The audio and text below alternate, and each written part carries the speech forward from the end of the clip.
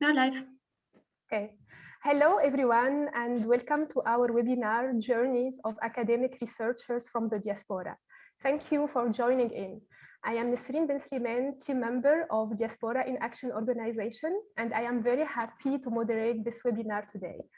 This webinar falls within the framework of Borderless project. So before starting to introduce our guest speakers and dive into our webinars, I would like to give you a brief background about Borderless. Borderless is a project born from a collaboration between three organizations: Diaspora in Action organization based in Germany and two other organizations, Tunisia Tomorrow and Alliance, both organizations based in France. The project is funded by the French-German Citizen Fund, Fonds Citoyen Franco-Allemand.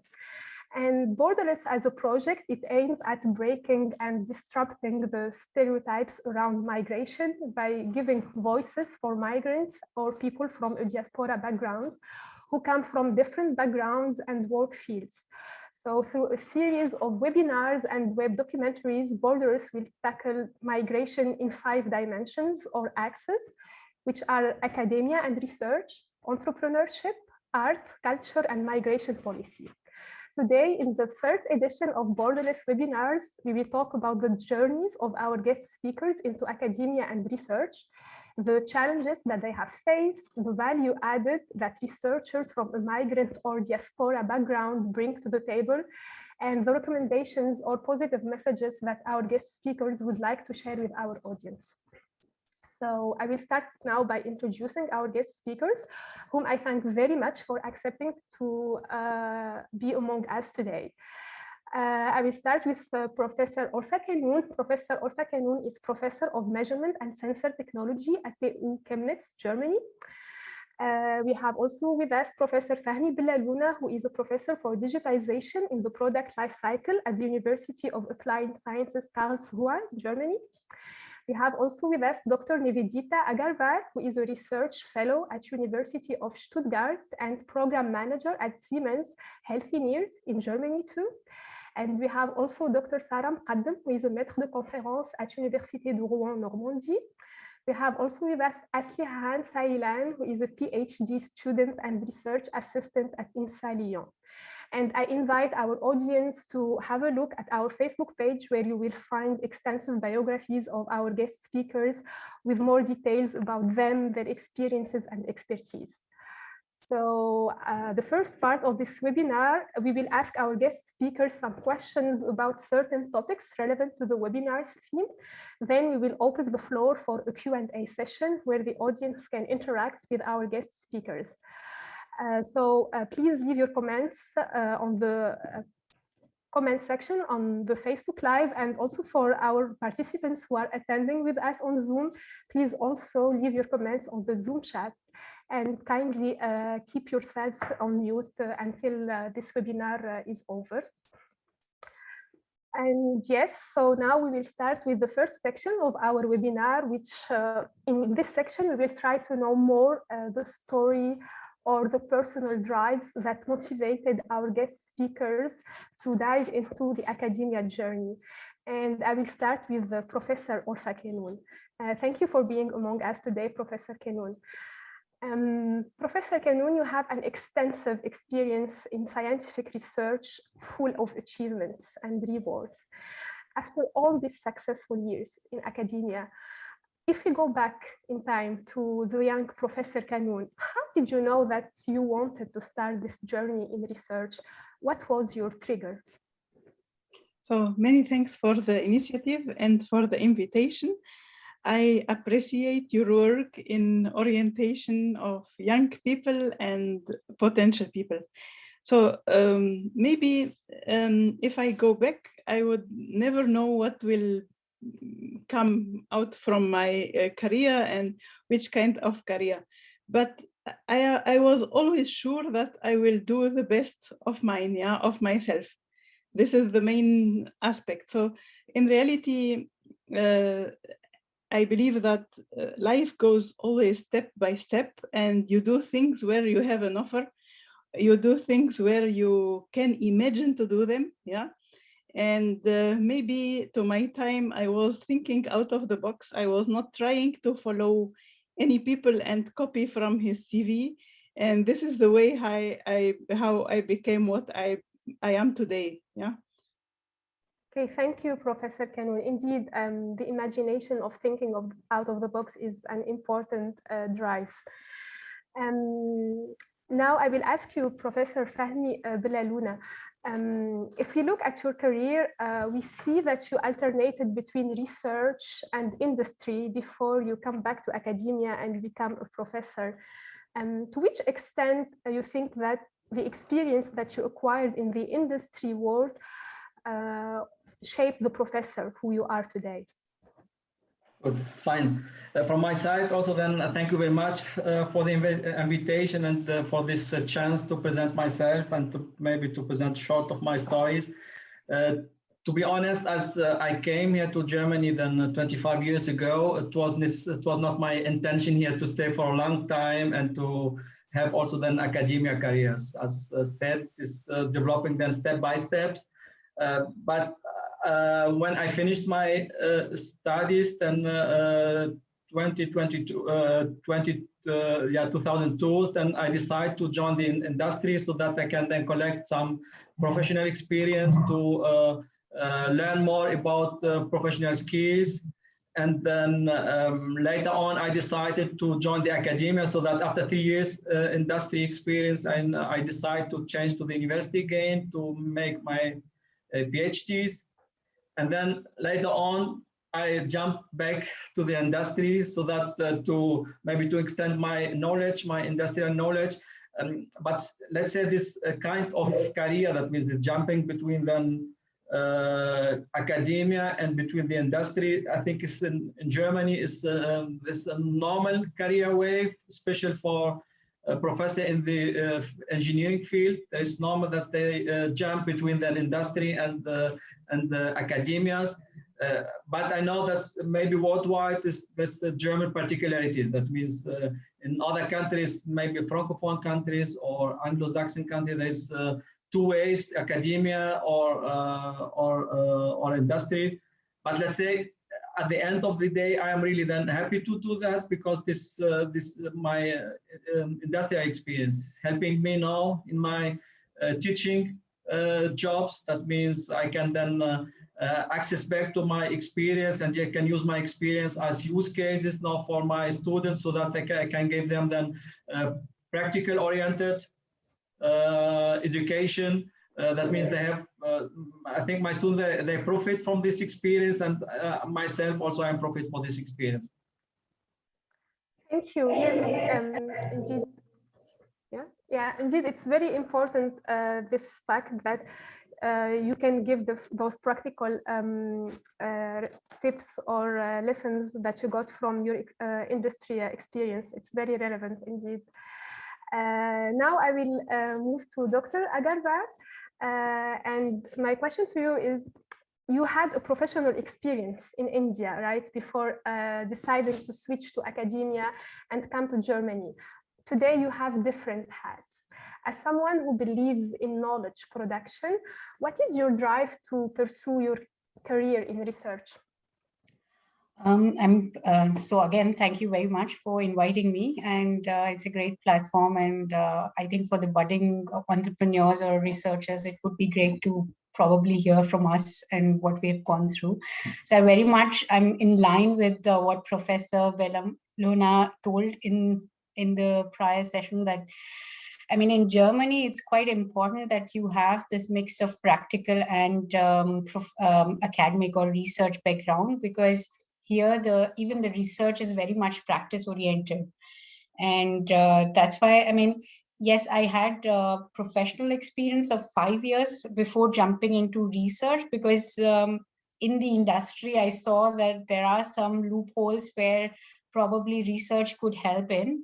And then when 10 years back, I moved to Germany, I thought this would be an ideal point to switch to research and bring some expertise that I have gained, or this is because of my background of coming from emerging markets like India. And then I can, bring some new points to the research with cross-cultural background and some new insights.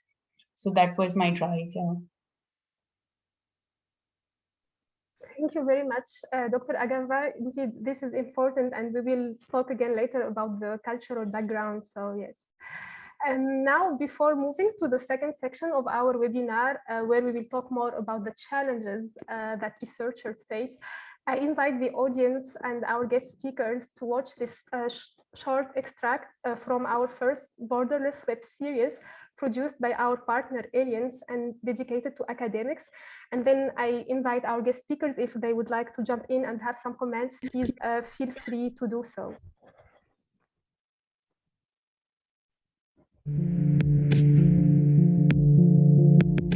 In Gardenot and Gardenless, there are a lot of police control, and you saw a lot of people has been stopped by the police, and most of the time you see police tend to be selective in terms of the appearance of the person. So like I was trying to put my best clothes on, like all the time with the jacket, in order to avoid from the police arrestation or like police stop. I mean, even if I knew that I could have applied for the demande d'asile or seeking for asylum, I just wanted to keep it myself for a right to choice rather than being obliged by the police arrestation. So getting my papers done, it was a magical moment. Like, I mean, the moment when I got my card, that felt like so liberated that it feels, I mean, after all these months that you felt like all the time a bit hesitant about your life, then you were like, okay, this is a restart, and now I feel safer, I feel more comfortable. I would say it was really, really happy, delightful moment.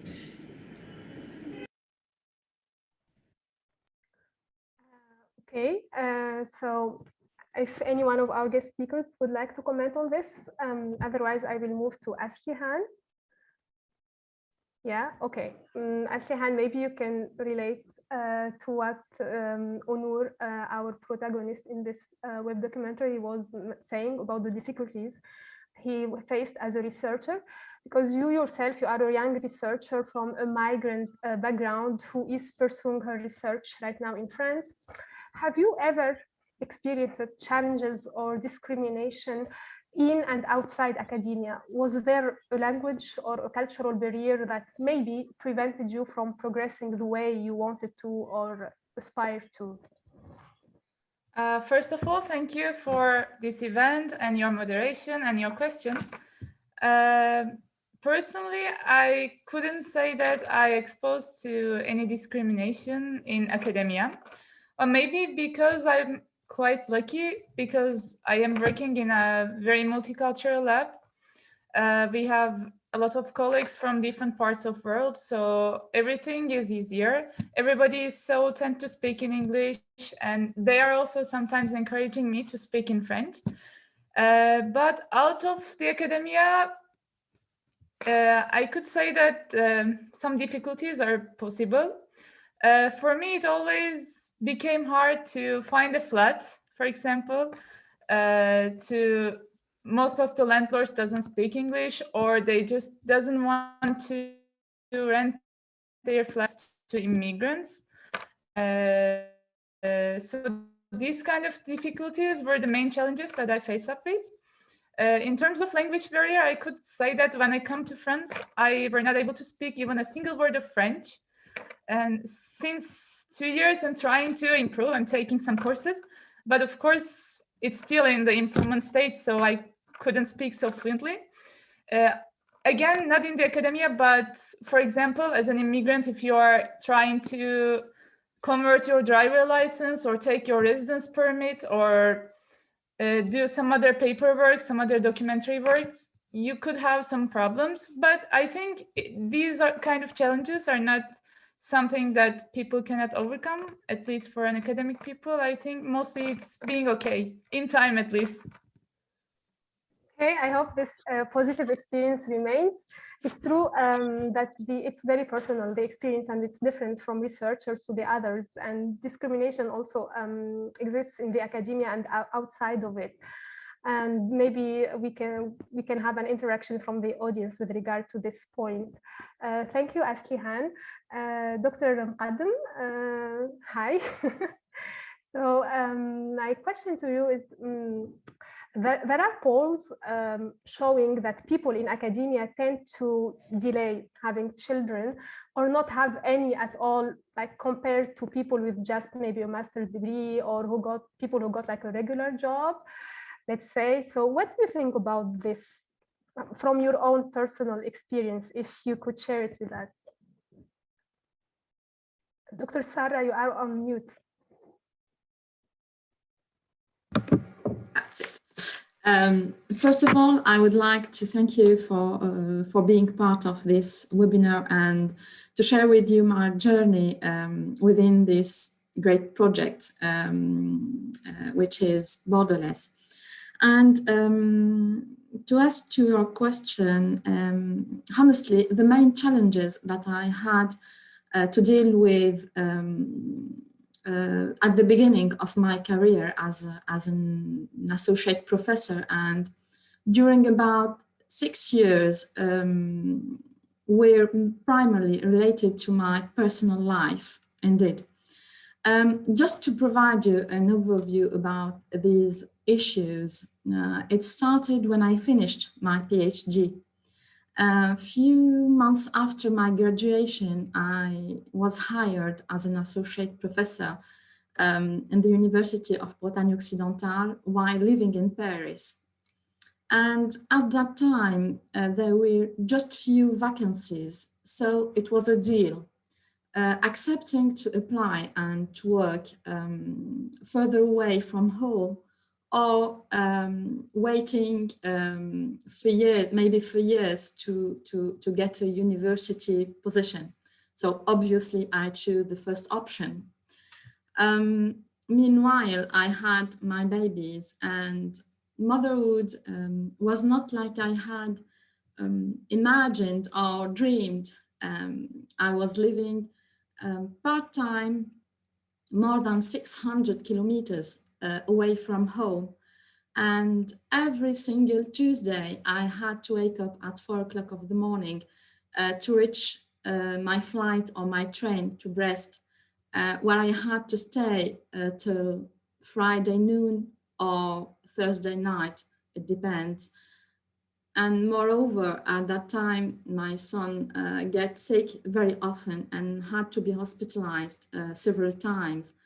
And as usual, I've never been there. I was away at work. But fortunately, my husband was always here to look after the babies, and also to support me and to encourage me to hold out and to never give up. And together we overcame this huge challenge for us. And nowadays, everything is back to normal. And thanks to my geographical relocation, we are enjoying a fulfilling family life and an achieving career, if you want. Thank you, Dr. Mqaddam. I wanted to clarify a point that my question for you, you answered it, but actually it's not meant only for female colleagues or female researchers, because this is a problem that male and female researchers face. So Sure. This is just as a clarification. So maybe, yes. I don't know how is the case for you, Professor Bellalouna. You are the professor from academia with us. Maybe you can tell us if it's relatable or not. But really, even for the audience or for anyone who would like to interact, this question is for both sides, because it's the struggle is real for male and female researchers.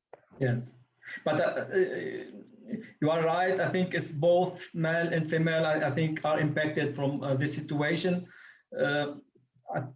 Yes, but to be honest, I'm very lucky so that I could then organize this topic or this issue as with my wife, so that we could then divide it the work, so that we could then manage the situation, so that we have somehow a well-balanced work, family, then let's say here life. But at the beginning of my let's say academic career, my family was really suffering, because I had to spend a lot of time to learn new skills, how to teach, to prepare my new lectures. And it was very, very time intensive.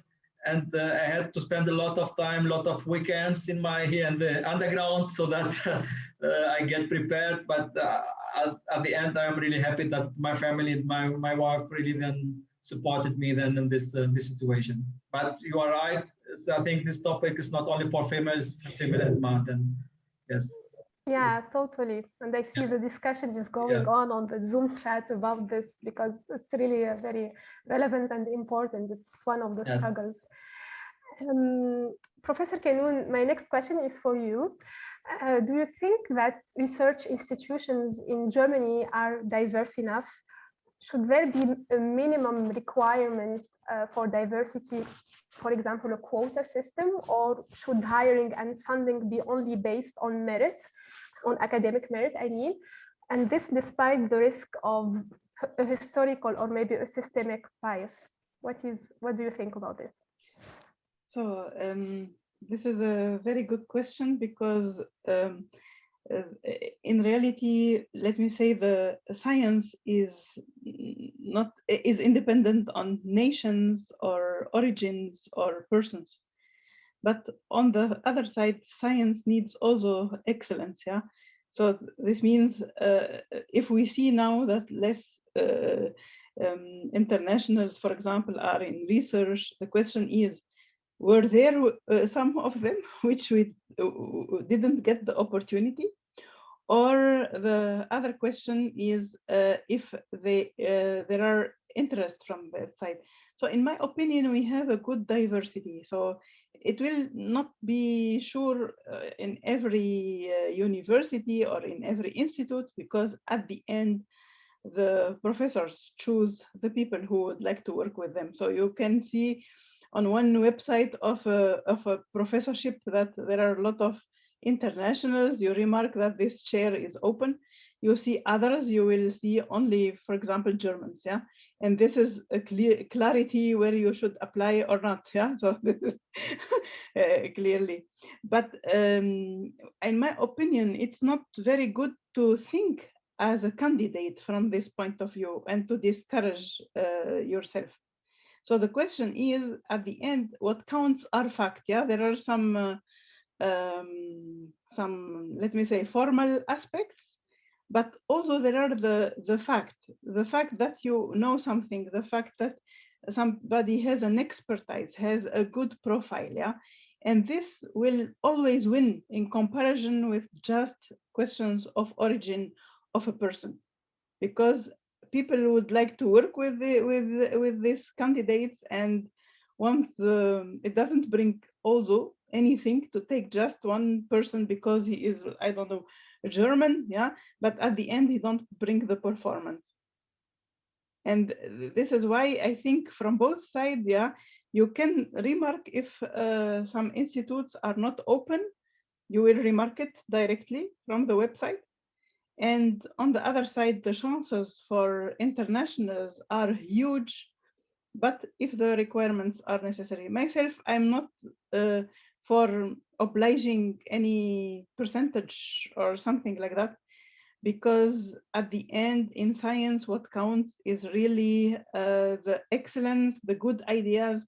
Scientists have the role to bring humanity forward, to make new science, and this is not related to origin. It's the question of creativity, of analytical abilities, of social skills, even if people don't speak so much about that, but integration, communication, and all these aspects. And I think also if somebody feels that like that, I see a lot of colleagues coming from elsewhere, and all of them succeeded to do to get excellent positions and to do what the best professors and academics do. Yeah, there are no reason why we should think like that, because just by thinking like that, people will not be really self-confident to go this hard way. Yeah,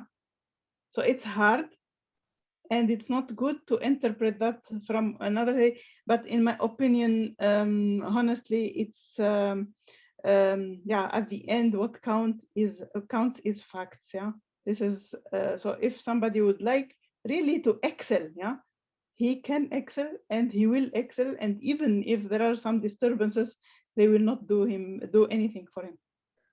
Okay, I see your point, and I think we will come again to after in the Q&A for this point, because I see there are also some comments on the chat about this fact. So according to you, it should be based on the merit and the excellence, and we are talking here about Germany as an example. So you don't think there should be efforts to diversify more the academia in Germany, or to have like a diversity as priority or something to work on?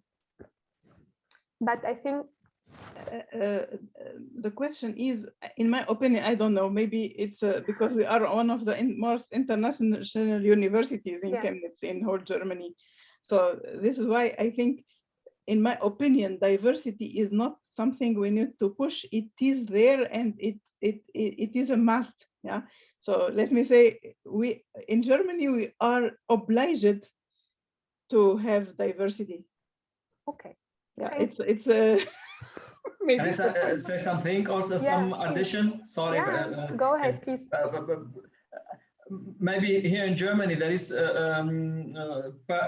by law there is a process, democracy process, how to select professor. That means there is now a conventional or traditional interviews which you have to make with one person, and the president of the university will say, okay, you will be professor or not. There is a community of many professors. There's a lot of representatives from different departments. There is the students are also then involved in this process. The teachers are involved. Also, then the assistants are involved. And at the end of the day, that means there is no way to make any discrimination. Let's say at the end. That means at the end, if you are excellent, if you have then really then the competences for this job, and you have then the best of your in this group, or you will then get your job. Otherwise, there is nothing. But maybe diversity is also in Germany. There is a topic also in the area of let's say for professor. In my university, for example, I'm missing in my department, mechanical engineering. I'm missing some diversity, but I think it's more.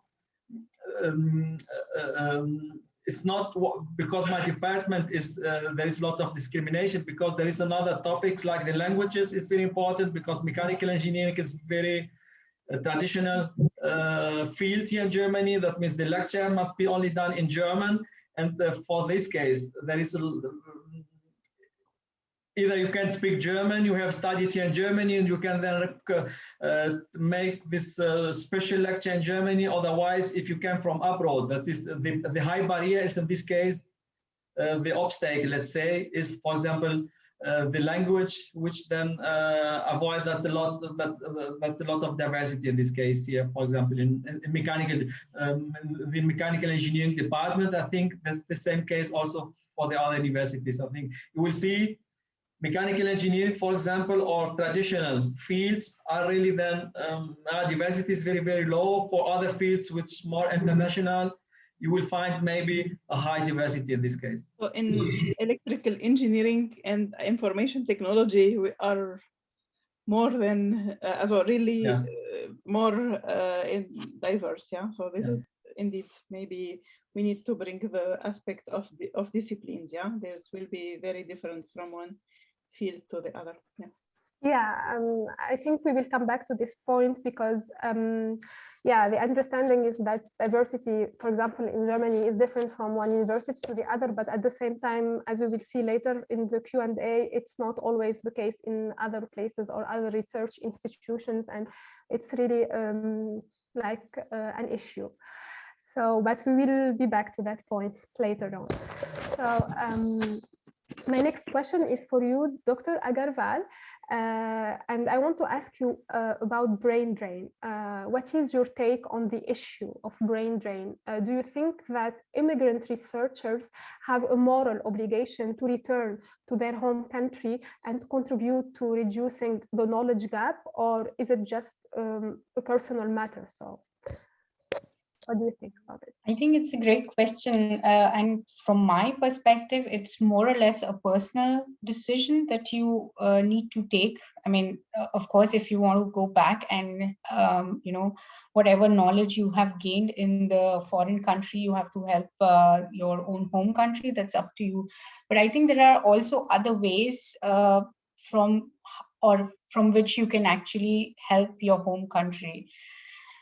For example, if you're part of this diaspora, or if you're, using that knowledge to probably help some kind of researchers who are upcoming researchers in your home country and giving on that knowledge to them, that's also kind of a help. So I think it's more or less a personal choice. I mean, in my case, I've done research on what German countries or European countries could learn from developing countries like India. And that actually brought a lot of spotlight on emerging countries like India, that how those companies are innovating. So I thought, I mean, that from that aspect, I did my bit from my country, then there was like connection between German researchers and Indian researchers, and we were talking about collaboration, and there was, of course, cross-learning between Indian researchers and German researchers, how they can, come together and develop new innovations.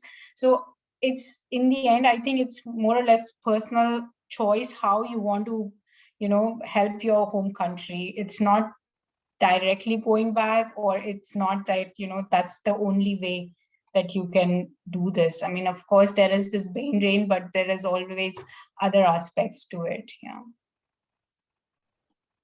Okay, thank you, Dr. Agarwal.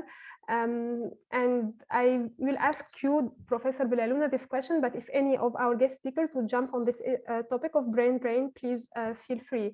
So my question for you, Professor Bellalouna, always on the topic of brain drain, do you think that there are other ways to support knowledge production or knowledge transfer into countries of origin? And if the answer is yes, could you give us some examples? Good. Yeah, thank you. Yes, indeed. Also, I can report maybe about a new project. What I have started in this year was it's my first cooperation with the university from Tunisia, the Institut Supérieur d'Informatique Multimédia Sfax, from the University of Sfax. We've initiated this year project international cooperation with the 3 countries, as of Finland, the University of Turku, the University of Sfax, and here in Karlsruhe. And our idea in this project to initiate student projects, and these student projects are cross university. That means we have then teams. In those teams, there are students from Finland, from Germany, and from Tunisia are involved, and they have to work for all the years together to develop, for example, in this case, VR as a virtual reality application for trainings, for healthcare trainings, or for knowledge transfer trainings. And I think in this way, the students, they have really to work together. They have really to make an international and intercultural experience. They have to share knowledge. And what we achieved in this case, we achieved then a well-balanced knowledge transfer, because normally when I talk with my colleagues here from Germany about cooperation, for example, with Tunisia or with other countries, I see that the motivation is not really high, because they think always there is only one way knowledge transfer. That they ask me, what's my benefit in this cooperation? But if we can achieve projects, that means where it's win-win situation, that means the student from Germany or the student from Finland or from France, they will learn from this cooperation, and the student from Tunisia, they will learn. We can then achieve then this win-win situation. We can achieve also more as a more efficient knowledge transfer and my experience. Let's say I have just started this project, and since 6 months, I can see then the benefit. I can see then the motivation from all parties, from all students. And I think this is a good way for maybe for the future, so to set up more and more such kind of projects with then the students, they have to work together. That means I am agree with the student maybe from Tunisia, they can came here, they can then make the thesis or PhD, but it's always then the risk is very high, they will not get back, and there is no knowledge transfer. But if we can achieve then in the future such kind of project, that means the students, they stay at their home university, but they work together in international levels. I think the benefit for all countries, that means for the developing countries, from the emerging countries, from the industrial countries like Germany, will be higher, the motivation will be higher, and the benefit at the end of the day, this will be also then, we can get more knowledge transfer as in the case of one-way transfer, because this one-way knowledge transfer, I don't know, this is as a model, it's not really then a very successful model in this case. Thank you for sharing. I would like to add something. Yeah, please. Yeah? Yes. So I would like to give you just 2-3 scenarios. Yeah, just we imagine that Professor Bellalouna will stay in Tunisia after making his PhD. He goes to Tunisia and makes there a professor. Will all the students profit from the international work and the possibility of education? Okay, another example, some engineers who studied with me take a position in Tunisia. Others stay here for a few years. I'm sure that they are counted as brain drain, but they succeed to make a big company with, I don't know, 300, 400 engineers in Tunisia, in Sfax, and in Tunis, and in Sousse. Yeah, and so on. So does they count as brain drain or not brain drain? And if somebody like this, and these are not only a few examples I am speaking about. So Fahmi is laughing, he knows about whom. There are at least 3 big companies in Tunisia, or 4 started from Diaspora from Germany. Yeah, and a lot of them also from France. Yeah, one of them have launched the satellite. Yeah. So the question is, these people, do they, in this thinking of classical thinking of brain drain, was it good to stay for a while in abroad and to make big projects in Tunisia? Or was it better to come just after the study directly and to take a position like every usual engineer, to make concurrence to the other engineers? Yeah. The question is, in my opinion, not the question of brain drain. The question is, if we could succeed to make everyone a multiplicator from wherever he is he in Tunisia? He can contribute to the country from inside. Is he outside?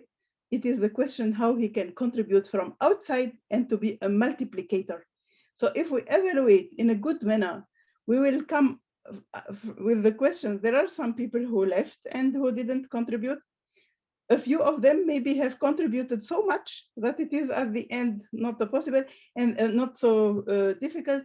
And the question at the end is, can we succeed to elaborate a system, yeah, where everybody is welcome to contribute and to have these possibilities for his country? This is for Mrs. Agarwal, for everybody. So the question is, can we build a bridge between people in other countries and their country and contribute to better collaboration? So from my side, I am here, but I have 2 professors teaching in Tunisia, which I did educate until the doctoral thesis. Yeah.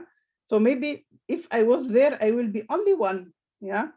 And now I have 2 doctors, and 6 or 7 doctors are waiting for getting open positions. And at the end, it was better that I stand here to open the door for these people and to act as a multiplicator. Thank you very much, Professor Kanoun. This is indeed very important. The subject of brain drain is quite present among us as diaspora, or as especially for the ones who, the research or the students who made their studies here, and they are still in this dilemma of how to give back to their countries, what is the best way. So I think this approach of a multiplicator is really an interesting one, and I think we will be back to this topic later on in the Q&A. So thank you. Dr. Mqaddam, if you want to comment on this subject of brain drain, or we can move to the next section from your experience, maybe in France. I totally agree with the words of Dr. Kanoun. It's a real problem, and the main thing to do is just to build bridge.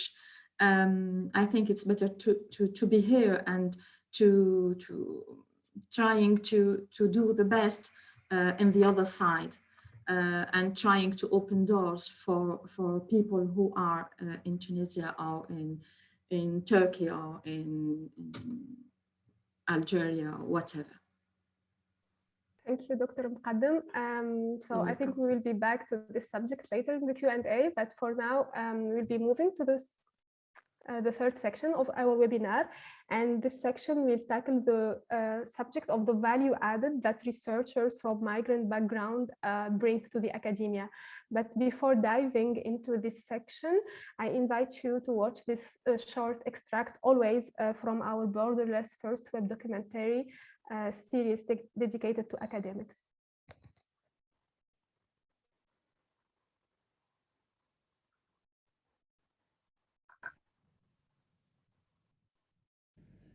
My professors most of the time told me I owe nothing to no one to liberate myself, and I can hear them and they're like sincere. I can totally say it, they're sincere. But somehow inside of you, you just cannot do that easily. Like time to time you feel obliged to do what you're doing in best way to sort of show like this sort of ideal France that you're trying to do your best because of the fact that the chance has been given to you, and sort of that's why it's really complicated. Like most of the time I'm trying to calm myself down by telling myself, reminding myself I owe nothing to no one, but like even that struggle is like giving you something. Like basically when you are born and raised in one country, you don't feel like you're supposed to be grateful to something, but here you're struggling to calming yourself down with the idea of this gratefulnessless or not. That is also like struggle, I could say.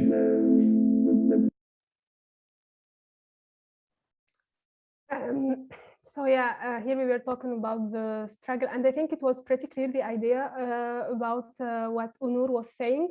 So if you want to jump in or have any comment about that, or feel free. Otherwise, we will move to the next question. Okay.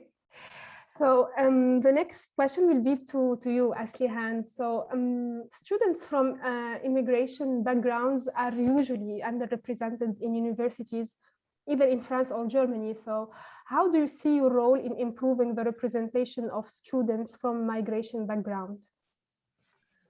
To be honest, I'm thinking that the most important role, the only role maybe belongs to the student herself or himself.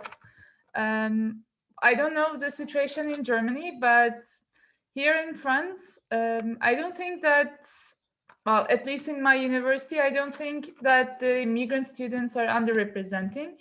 But also I'm strictly agree with the Professor Kanoun. As she said, like science is not for nations or origins. So it's all about us, ourselves. So we could just represent ourselves as the best way we can. We could just improve ourselves as much as we can. So After that, I think there is no reason to be underrepresented or underestimated. Up to now, I always studied in quite international schools. Even when I was in Turkey, my university was quite international, and I had all my courses in English. Then I did my master in Italy, and half of the class were foreigner students, immigrant students from all around the world. So I don't think it's that much underrepresented. It's all about the skills and enthusiasm of the student himself. So I think the role is just belong to the student. For the researcher or the student, or the level of the scientific career of the student, it doesn't matter. Okay, thanks, Aslihan. I invite you if you can have a look also at the comments on the Zoom. Maybe we can have more insights later in the Q&A. Dr. Agarwal, my next question is for you. No, I'm sorry. I think I will just skip you for a moment to ask the next question to be faithful to the agenda to Dr. Mqaddam.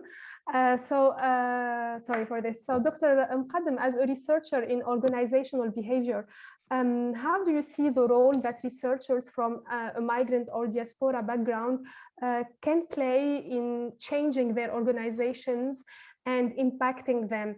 And how can these organizations leverage this impact?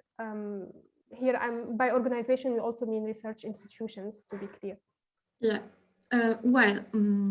I can summarize my added value as a researcher in organizational behavior and in HR, coming from diaspora and with such a different background, by my commitment to two major stakeholders, my students and the highest management levels in my university. First, my engagement toward my students is feeding through my ability to communicate and to lead and to deal with each of them, regardless to their backgrounds, and also to connect them and to enable them to work with each others on joint projects. And here, my cultural background enabled me to grasp all the determinants and the issues related to culture, such as assumptions, beliefs, and attitudes and behavior, you know.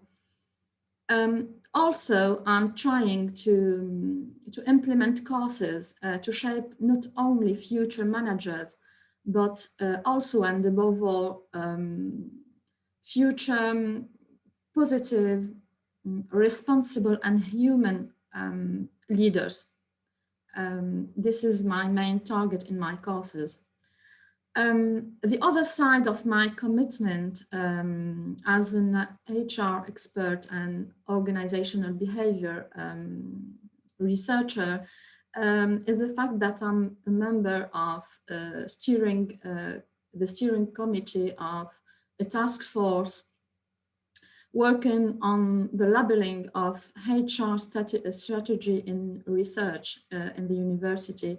It's a kind of European community initiative based on 40 principles or recommendations aiming to enhance HR excellence in research. So the key challenges that I'm working on are mainly equal opportunities and rights to each one. Also non-discrimination principles and diversity policies. And so here, obviously, it's my cultural diversity and my knowledge and social worth that could highlight my credibility and my, let's say, my ability to lead these major issues in this project in particular. And thank you for this initiative. It's very interesting. Maybe you can leave, you can write to us about it, so we can leave it also on the chat on Zoom. Dr. Agarwal, now I am coming to you, back to you for the question. So how did your different background and culture enrich your academic career and contributions to research in ways different from non-migrant colleagues? Yeah, I mean, it's really to do on the topic that I'm researching on. So it's basically constraint-based innovation. So how do you innovate when you have certain constraints, whether it is sustainability constraints or whether it is resource constraints or whether any kind of constraints? So here in Germany or any kind of Western world, people or the people who are working on this new product development or the R&D side, they are very much used to of having abundance of resources. So they will not think of, decreasing number of resources or thinking in those constraints. And coming from a different background, our childhood has been somehow that, you try to think more in a creative way, that how you can reuse whatever you have at the moment. For example, a normal plastic bottle of Coca-Cola, you can use it even for, I don't know, watering a plant or, drinking water or something. So it's just like a basic example. But this is something that's coming in from the cultural side, that in developing countries, since there are not so many resources and people are not wealthy in the sense, so they are very constrained in terms of how they use the resources. And here it's the opposite. And now companies are becoming more and more pressurized that they have to be more resourceful and more sustainable in terms of their production, and in terms of what they are bringing to the market. They have to be more responsible for the environment. And that's why the cultural background comes in, because what I teach and what I research on is how can the mindset change from being more from a abundance of resources to coming to a constraint-based resources. And then giving a lot of examples, a lot of thinking of how do you think creatively in less number of resources, how do you innovate, how do you, come up with new products. And that's also kind of a building this bridge, what we are talking about, this brain drain, because then they have like creative workshops with companies which are working in the emerging markets and try to learn from them how they come up with these creative ideas. And in the second way, what this cross-cultural background comes in, I also teach and research on social entrepreneurship. So how you can basically help bring in more social value. And that's where I take like real examples coming from my country or any other countries where the social entrepreneurs have really, thought out of the box and came up with like new ideas. Because there are some students in Germany who want to really do something for the society, and then they get real experience, and then we have like real-time exchange from these social entrepreneurs to the students here. So I think that's I could do that well because I have the both sides. I kind of understand how the German engineers think, and I know what the Indian engineers are thinking about. And I think there's like kind of complementary skills. Yeah. Thank you very much, Dr. Agarwal. That was really very enriching. So thank you. And I think we will be back to this point in the Q&A session. So now we are about to end this first part of our webinar.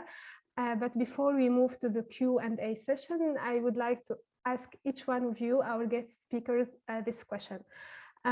What messages or recommendations or tips would you have liked to know or to give to the young you and that you wish to communicate now to the young researchers who are watching and listening to us today. Also, what messages would you like to give to the organizations or institutions hosting the researchers? And I will start with the professor. Okay, I will start with Dr. Mqaddam, yeah, because you need to leave early, sorry. Okay, so the main advice that I would like to deliver is, first of all, be self-confident. It's very important. And never give up and keep going until you reach your dream or your target.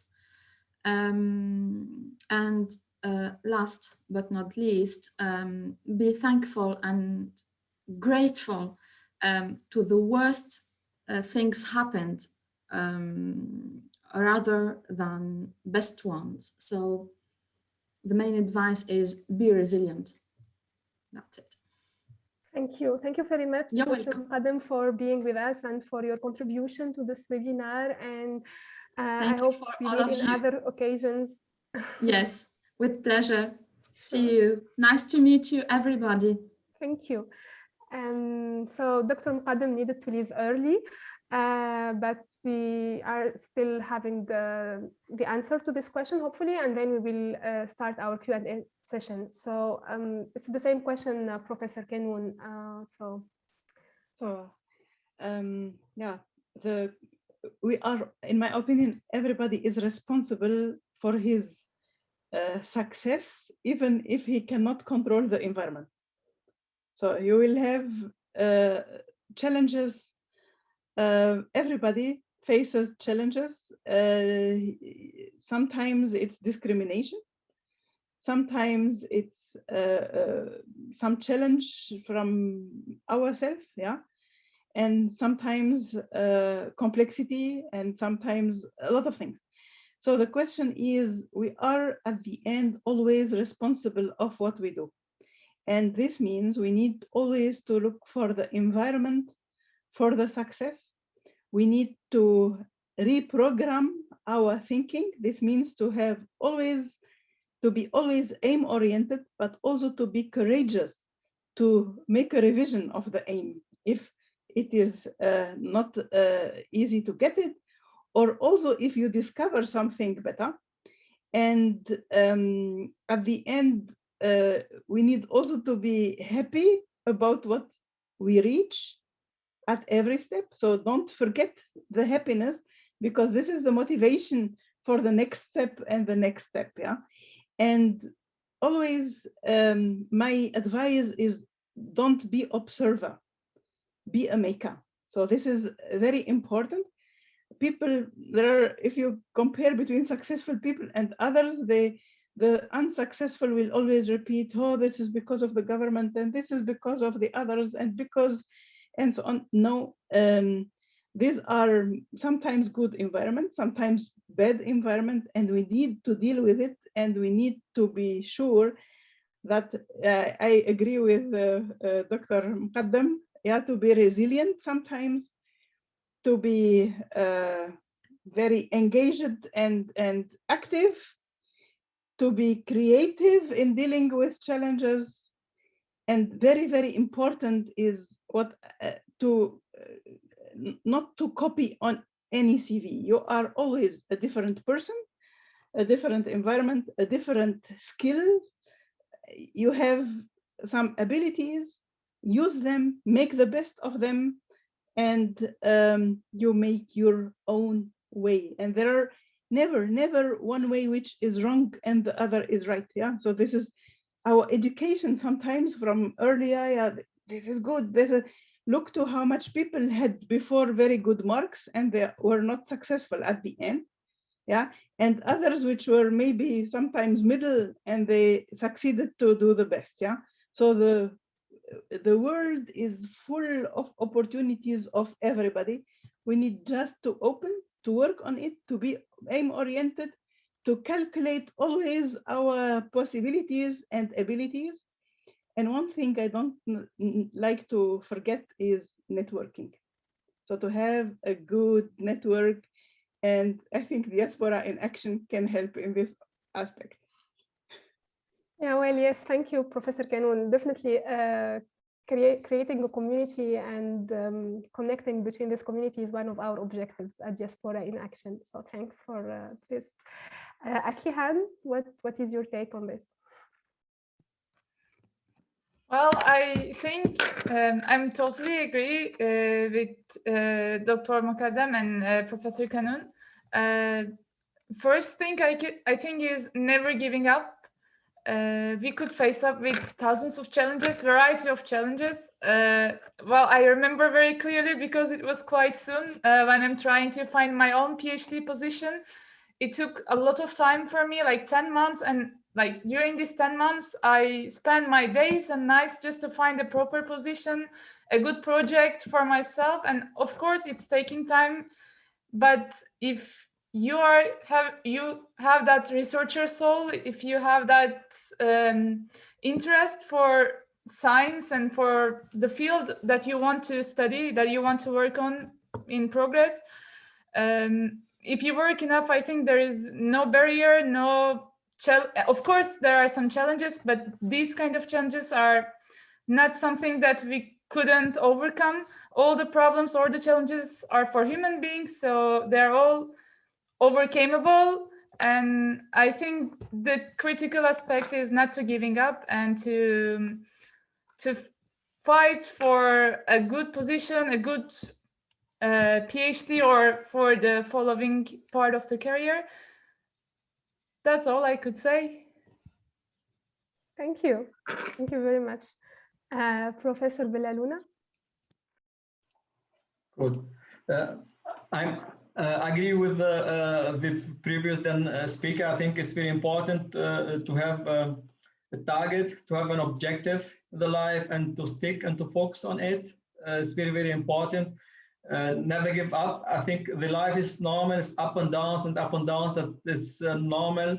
The career, or the academic career, is a little bit tough compared with other maybe fields and other branches, but you have to stick on it. You have to focus on your objective, but at the same time you have to think beyond the box, to open your opinion for new things. Maybe another message maybe towards the Tunisian audience. I think in the last year we talked a lot about problems, problems. Lot talks now about solution. Lot talks about idea, about visions, and I think there is a lot of opportunities. The main things, you have to be motivated. You have to show that you are motivated, you are interested, you are focused on your you make a work with the passion. That's very important, to show that you work with the passion. It's not to work for money or for anything else, and you will get your chance. I'm sure you will get your chance. So stick on it. Yeah. Thank you. Thank you. And we'll end with you, Dr. Agarwal, for this first part. Yeah, I think I have kind of similar opinion, but maybe one thing that I would say that be more, I mean, if you really want to get into this research field and academic field, then you have to be really entrepreneurial. I mean, the one difference that I see from my professional experience to my academic is that in universities or research, you basically have to, everything runs like you're running your own business. You have to find your professor, you have to find your research direction, you have to work on your publications, you have to find your funding or projects. So you have to basically run your own business. If you're in a company, then you have like set requirements that you do in your specific time, and then you are done for the day. So if you are really entrepreneurial in your mindset and you want to really go, then the research field and research career is something for you.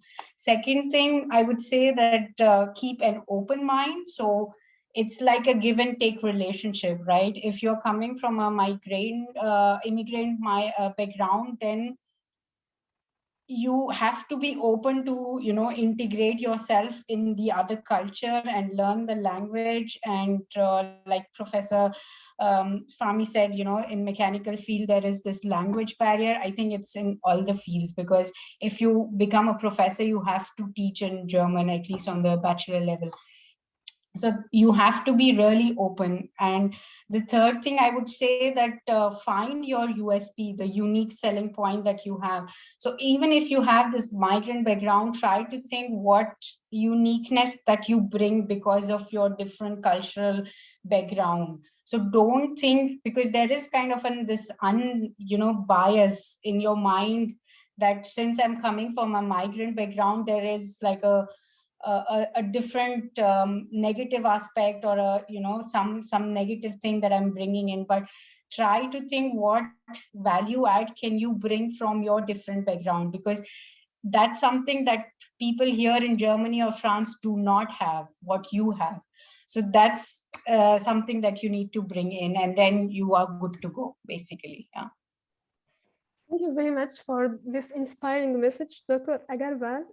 It's really very striking and inspiring, especially having like this entrepreneurial mindset while being in research. This is really very, very interesting approach.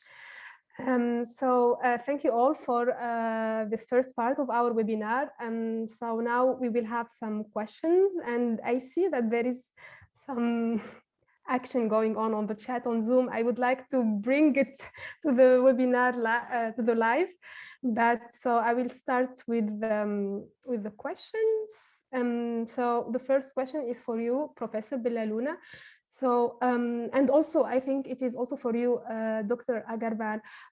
Were there moments of like doubt or regret after making the decision to switch between professional career and academic life?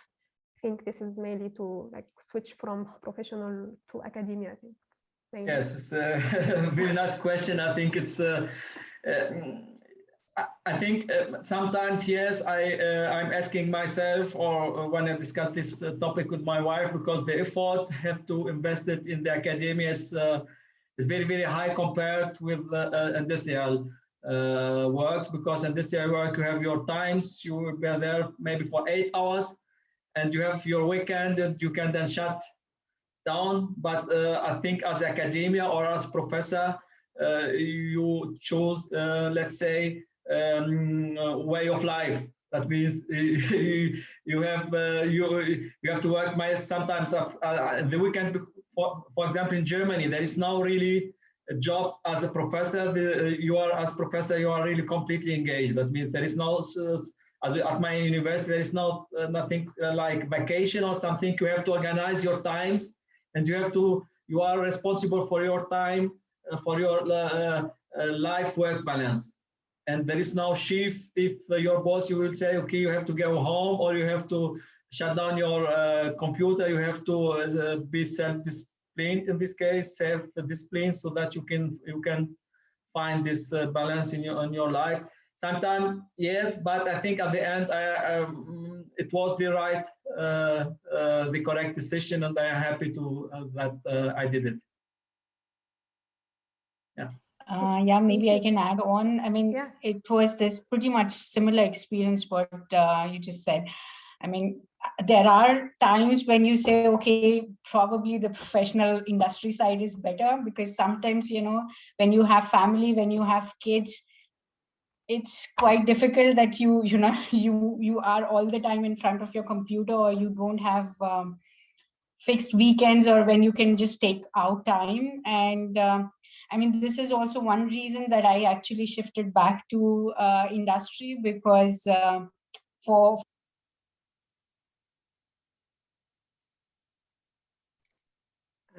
Dr. Agarwal, I think you are on mute, or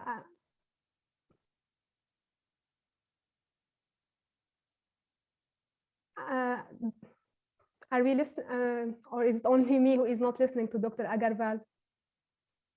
No, we don't hear her. Yeah, we lost you. Okay, can you hear me now? No, yes. Yes, now, yeah. Okay, sorry.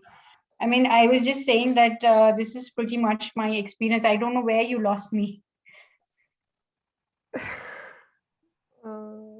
Where we lost you. Yeah, somewhere in the middle.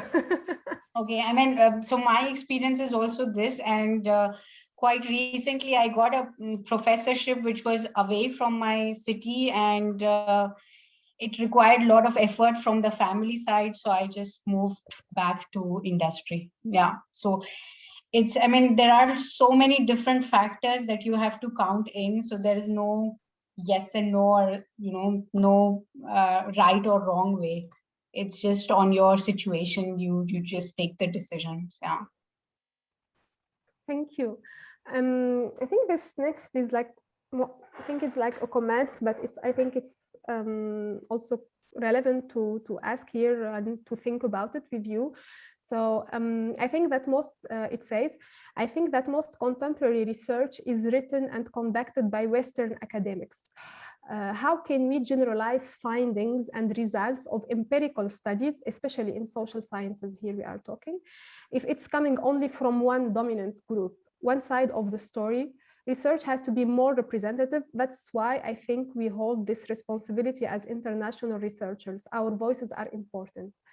So this is a bit, I think we talk, this is also with the difference in the disciplines, Professor Olfa Kanoun. So it's not like the same in certain disciplines like in others maybe.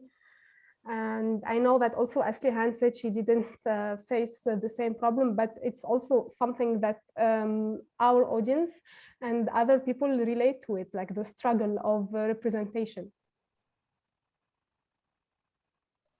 So if you have any feedback or comment about this point.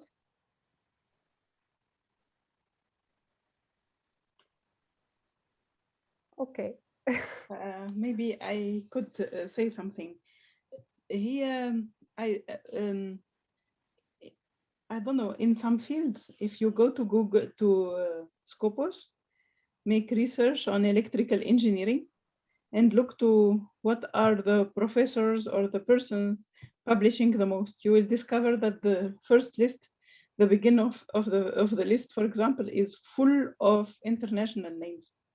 Yeah, so this is, I don't think the representativeness will be changing with time and changing with the discipline, changing by whatever. So I cannot interpret it as a disadvantage for any group. Yeah, for the originals, for the diaspora, for I cannot interpret it because it depends at the end of the performance. So if we have 90% of internationals which are not performing, this will also not appear in the publication lists at the end. So it's not even the we don't have a system who discriminates the people. Yeah, we have a lot of persons who discriminate people. So yeah, this means these are just persons, and you will face them. You will remark that they are against you just because you are what you are, and so on. But these are persons and not the system. Okay, thank you, Professor Kanoun. I think this question, the next one, is with relation to the subject of brain drain that we talked about. So how do we know whether we did our best or our bit? I constantly feel that what I am doing is not enough. So what do you think about this? Maybe I think it's related to what I said, that yeah. I mean, there is again no right or wrong answer for it. It's again very personal choice of how. Of course, you can do a lot. You can do a bit. You can do, in any capacity. So it's up to you, and it's what is your objective and what you think would be the best way. And like Professor Kanoun said, you have to be a multiplicator. So if you're doing your bit and you think that that could actually add on to what has been done earlier, then of course, I mean, you just have to be the multiplicator in the whole value chain, basically. Can I add something to this point? Of course. I think this topic is more a subjective feeling. I think it's up to the situation in the home country. Sometimes if the home country is going good, then this feeling is not present. That means I think there is no, there is no consensus in this case. But if we will see, for example, our home country suffering under problems, economical problems or political problems, we think, okay, maybe we have really then we don't we are not really providing or supporting our home country in this case. There's more subjective, is up to the situation in the home country, is up to the situation what the current situation on this.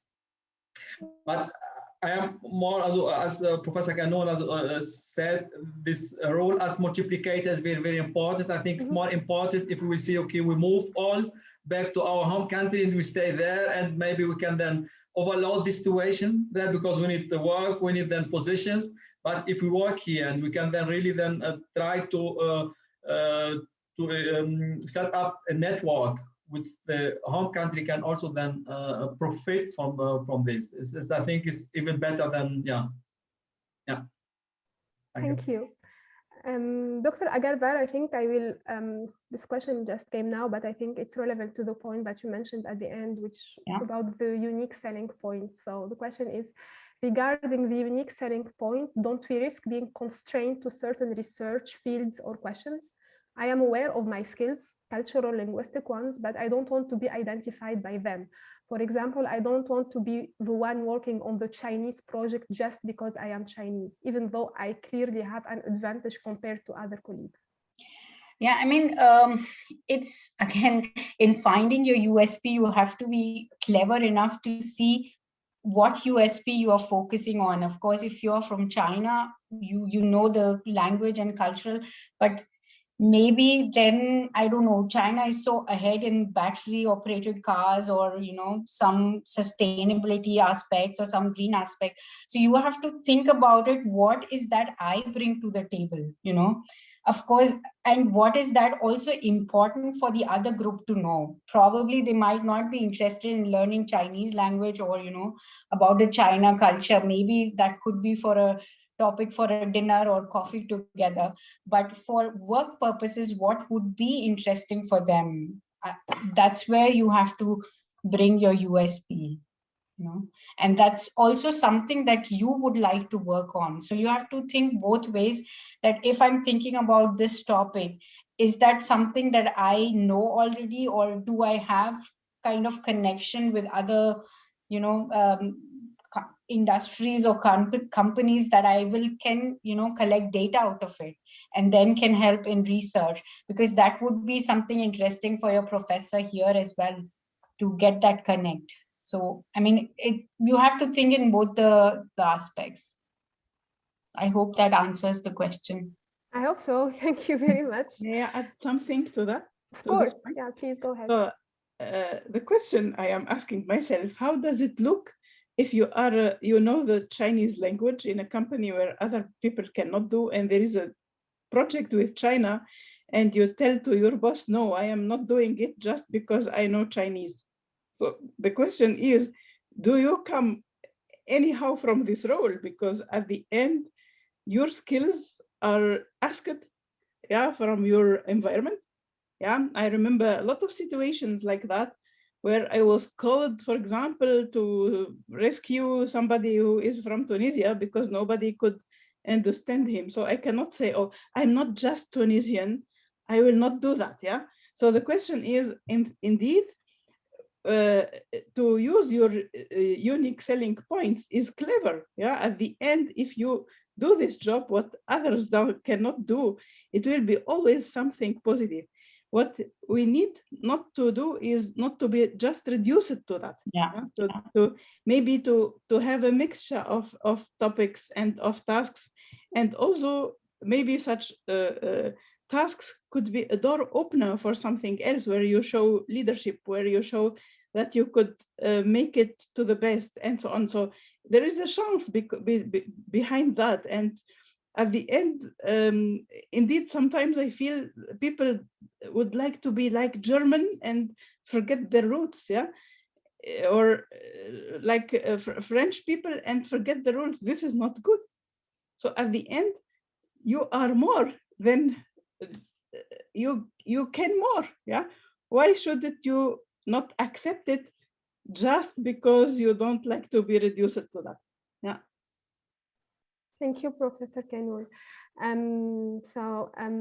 think this is like the last question. It's for you, Professor Bellalouna. What do you think of what do you think that German students who go to Tunisia, like the example you gave, can make business in the future with Tunisian stakeholders, and how to enable that?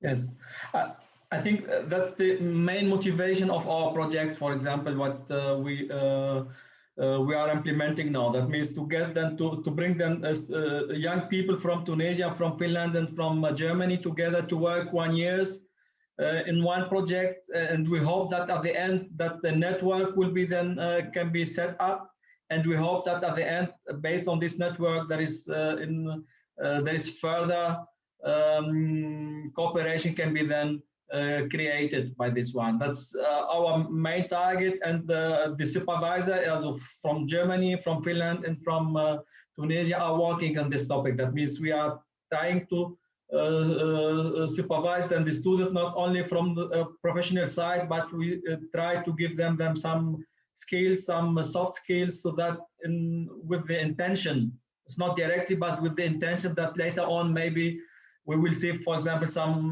cooperation or startups between then Germany, Tunisia, and Finland. That's our target, but we will see at the end. We need support from all parties. Also from Germany, we have a lot of support from the government here in the southwest of Germany, Baden-Württemberg. They funded this project for 3 years. We need now more, let's say, more intention from the Tunisian party, still missing, let's say. We need some support there. From Finland, we have good support, as they're pushing this project. But to be honest, from the Tunisian side, we have still then lack, but I hope that the next the next 2 years, maybe we can then fill out this gap, and we get then more attention then. Well, we hope so. I think we still have some time, so I will just drop this last question this time. It's really last. So do you think that researchers from an immigrant background do add value based on their different background, even when it's not about the topic of their research? For example, thinking in a different way, bringing in a different perspective. Yes. So if you like, I could answer in this direction. Sure. So the question is, if we have added values, yes, we have, The question is in general, if it men and women or different nationalities, a mixed environment is always highly creative, especially if it is between people who respect each other and who like this internationality and who has like this tolerance to each other. So this can be a very, very, very big success. The question is, what are the main strengths, in my opinion, of internationals is normally not the way that they are thinking in a different manner, but sometimes I don't know not the different manner, but maybe the point of view sometimes, and the creativity, but very, very big is the motivation. So these are people who has taken thousands of kilometers to come to another environment, and they would like to succeed, to make this experiment a success for them and for their environment, for their families, and so on. And this is a very big motor. So I can confirm that international teams and mixed teams are very, very creative. Once they don't focus on the differences, but they focus on the joint things and they enjoy it.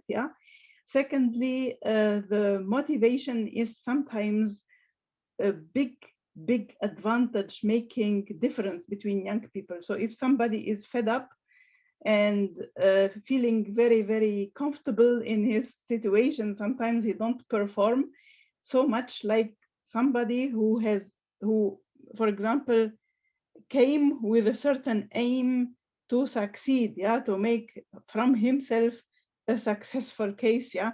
And this is a big advantage, what I remarked. So sometimes the starting point, let us make it now a little bit mathematician, is less than the others, but they have a higher slope, yeah.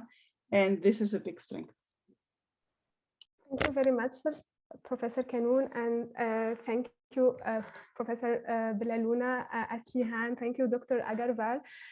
It was a pleasure to host this webinar with you, and I hope you enjoyed it as much as we did, and as I did personally. So if you have anything that you would like to add at the end, otherwise we reached the closure of this webinar. I would like to say something. Of course, please. As the most unexperienced person, I was a bit excited before this webinar because I saw all of your names and I was so excited. I just would like to thank you all because as a young researcher, I am also feeling so inspired from your wisdom and your comments. So thank you so much.